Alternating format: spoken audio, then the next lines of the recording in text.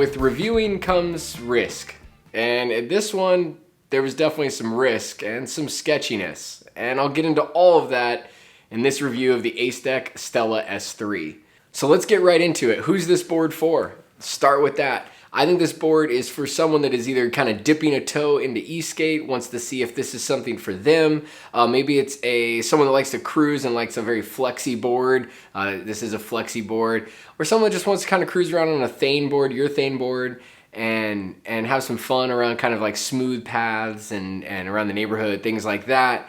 This isn't an ultra range board or a crazy fast board or anything like that, but the price point doesn't really dictate that either, so it's a pretty solid kind of setup for this. So let's start with the deck. The deck is really nice. It's one of my favorite features of this board. It's a composite of bamboo and fiberglass, so it's got a lot of flex to it. It's got like not a bouncy amount of flex, which is nice. It doesn't like spring back up and out, but it's pretty comfortable when you're going over like sidewalk cracks or, like a manhole cover in the ground or something, or like, kind of some grittier ground. It definitely absorbs a lot of that. So I dig the amount of flex that this board has. The deck is 38 inches long and just under 12 inches. It's like 11.8 inches at its widest point. That's not a crazy long deck, and it doesn't have any drop down though, so you're able to use a lot of that space. And because it's not short, but it's just a 38 inch deck, you're able to whip this board around really well. For the speed and stuff that this board produces, it's a perfect size, I think. The board weighs 21 pounds, so it's easy to pick up and carry. It's not crazy heavy. Some of my other boards are in the 50s, so it's like, more than double the weight of this board. So this board it's easy to be able to carry it around, which is cool.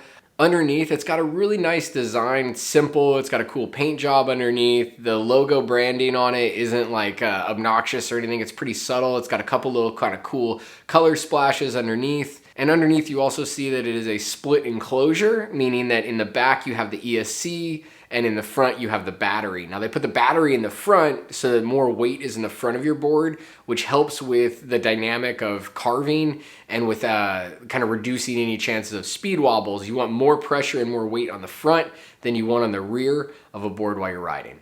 The S3 definitely looks a lot like a boosted board, so it's not like a revolutionary design by any means. It's a board that we've kind of seen before, but this is ACEDECK's take on it.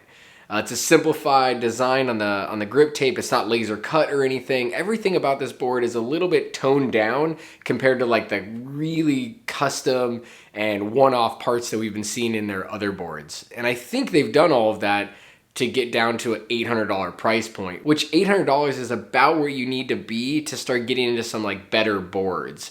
Stuff underneath that is usually just, you're making a lot of sacrifices. So $800, not a bad price by any means. And I still think you get a lot of value for your money in this. The deck has a lot of concave, which feels super nice under your feet if you like concave. If you don't like concave, move along, because this thing has a lot of it. And concave means that the edges of the boards are higher up than the middle of the board. There's no W concave though, so it doesn't have a hump in the middle at all. It's just on the edges, but that really helps you have more leverage when you're carving, and it kind of like grabs your shoe a little bit more. The grip tape, not super crazy grippy, not slick or anything, just like it's not as crazy, coarse as the stuff on like the Nomad is. This is a little bit more of like a typical, feels like a Jessup style grip, which is what I run on a lot of my other boards. So it's fine. It's not incredibly grippy, and it's not, not grippy. So I think it's okay. Working down from there, this is a board that's running RKP trucks. That means reverse kingpin. And you usually see this on traditional longboards. I love RKPs. And on this, because they're not crazy wide, an RKP still has a lot of maneuverability, and they're at a 45-degree angle on both the front and the rear. So it's not split angle, it's just a normal 45-45. And they give you 96A and 100A bushings. In the rear, you've got your 100A, and in the front, you've got 96A. Now, they mix them up. When they send you the board, they put like half and half on each truck. I recommend taking all of the 100A, putting them in the rear, and putting all of the 96A in the front, so you have it stiffer in the back, softer in the front. That'll give you a less chance of a speed wobble while you're riding. I didn't experience any at all, so it felt really solid and stable. I also noticed when I was taking apart the truck that there is a, I don't know what it's called, but it's like a spacer bushing that goes in between the truck and the bushings. I'll show it to you here. And what that does is it takes up any slop that's in the truck, so it feels like there's no slop. It feels really nice. So trucks are responding really well to riding. I feel like carving feels great on it, especially with the flex, because you can kind of like push into a turn and pump out of it. It's really fun. Really enjoy it. It's riding on 90mm urethanes, which are kind of typical street wheels, but they've got a nice wide contact patch. So the grip was really good on them. They're not incredibly soft, and you're definitely gonna feel road vibrations and stuff, but the deck is soaking up a lot of that. So, you know, with like a carbon deck on urethanes, you feel everything, and you really need a softer wheel. If you have a flexi deck like this, you can get away with a little less, or like a little harder urethane wheel, and you don't feel as much vibration. So solid there, feels really good. I still sought out a path that was nice and smooth with less cracks, because it's just more fun to ride a path like that when you're on urethane than it is to ride on something where you're just like clunk, clunk, clunk, clunk, clunk, which if you've ever ridden urethane wheels, you know on like a sidewalk you're gonna feel a lot of that. Now this is a belt drive board. It's running 6355 motors, and that'll get you a top speed of 28 miles an hour. The acceleration is really nice. It's running a 50 amp ESC. This is their 3rd generation ESC, so they've been through some things and I think ironed out a lot of issues maybe that they had in the beginning and stuff. I feel like are probably pretty handled. I didn't have any problems with the ESC.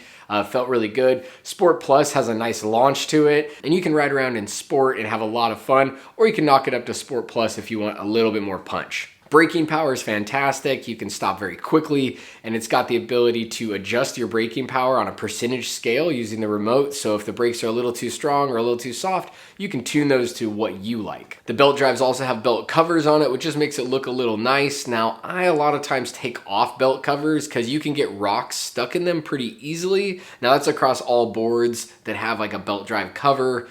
So depending on where you're riding it, your kind of experience may vary. For right now, I've just left them on though, and I haven't had any problems with that yet. But if I do, I'll just remove the belt covers and the board will still operate just fine without them. But it does look really nice with them on there, and they are metal. The board comes with a 13S 2P of 40T cells. Those are Samsung cells, good batteries. Not a crazy amount of range. That's where this board is definitely gonna suffer a little bit. It's got a 22 mile rated range. I'm sure you can get that on urethanes. Depending on your size, how you ride, where you ride, uphill, you know, in the wind, all these different things. So take it for what it is, but it says it's rated at a 22 mile range. The charge port on here is nothing special. It's a typical barrel plug. You'll see here it's just like a little flap that you open, you charge it underneath like this, and then the power button is kind of tucked underneath in the rear of the ESC enclosure. Not a fan of the location of the power button at all, but the board, it does turn on by using just the remote, so you don't have to use it too much. But I think like a side power button, or even if the power button was on the front of the ESC enclosure, instead of like so close to the motors and stuff, it's hard to kind of get your hand in there. So not a fan of that at all. In the box, you get the charger, you get a couple Allen wrenches, you get an extra set of belts, you get a manual that tells you the basic operation of the board, you get the remote, and obviously the board itself. You also get a bag of bolts, some extra bolts, so that if you, let's say, strip one of the bolts when you're undoing like a truck or something, like from the top, those bolts, you can replace those. So I really enjoyed riding the Stella S3. It's a fun board, and it brought me back to reminding me of like my first board that I had, first e-skate, I should say. And I had a flexi deck like this. It was a BKB Duo, and I really enjoyed that like comfort of the flexi deck.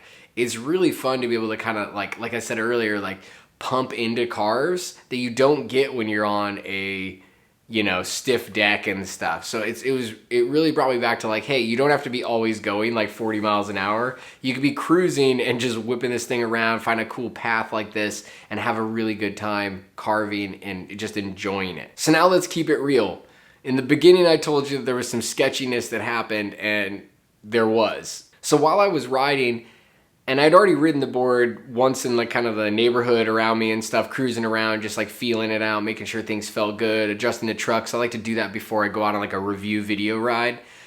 And everything felt fine. And then when I was on this path and I was riding, I started getting like belt slipping. And that's when you go to either accelerate really hard or you start to give it a hard brake and you'll hear it like go skip, skip, skip, skip, skip. And the belt is actually skipping, meaning that the tension on the belt and in the gears on the wheel and the motor pinion, it's somewhere in there it's skipping because it's a little less tight than it should be.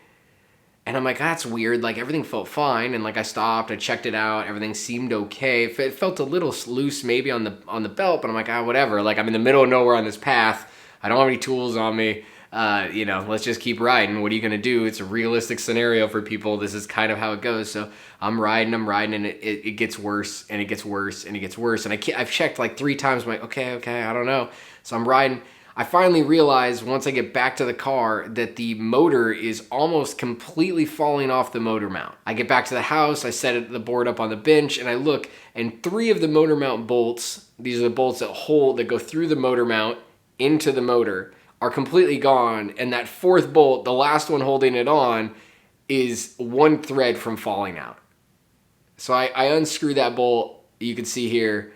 I look at the bolt and there is no thread locker, no Loctite on these bolts. ACEDECK, what are you doing? We need thread locker on these. You gotta put Loctite or whatever, some thread locker on here, especially on a urethane board. On a urethane board, the vibrations are much higher than they are on like a pneumatic board. So I would really love to see you guys add thread locker. That's me just letting you know, like we really, really need that on this. Or what's gonna happen is people are gonna be riding and that motor is gonna fall off.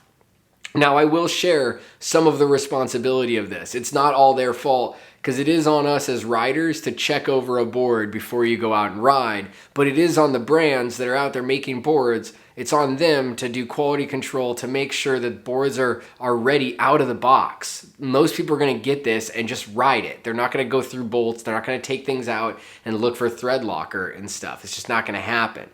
But I will say going forward, I'm probably going to be checking things like this a little bit more stringently because at the end of the day, even if I'm right, I don't want to be on the ground knowing I'm right, but I'm laid out, you know? So thread locker, thread locker, thread locker. If you purchase this board or any board really, check some things like their motor mounts. There's a couple bolts on your board where you should be checking to make sure there's some thread locker. Add a little drop of Loctite. It's super cheap. It's like $7 for a bottle of it. And you add a little bit. It's good to wait 24 hours for it to fully cure. And then you know that it's not going to back itself out based on the vibrations that are happening while you're riding. Luckily, it didn't come out completely apart. Now the motor pinion is on the shaft of the motor, so the motor couldn't come all the way out of the motor mount. But if it came completely loose, it could bind, lock up, like, you know, with the belt and then throw me. So I'm happy that didn't happen. I think the board's great. I think it's really fun to ride. It's got a lot of pros to it. Don't let this discourage you from getting it if it's a board that you're interested in, but definitely check to make sure that there's some Loctite on there before you go cruising like I did. If you guys have any questions or comments, drop them down below. I'd be happy to answer them.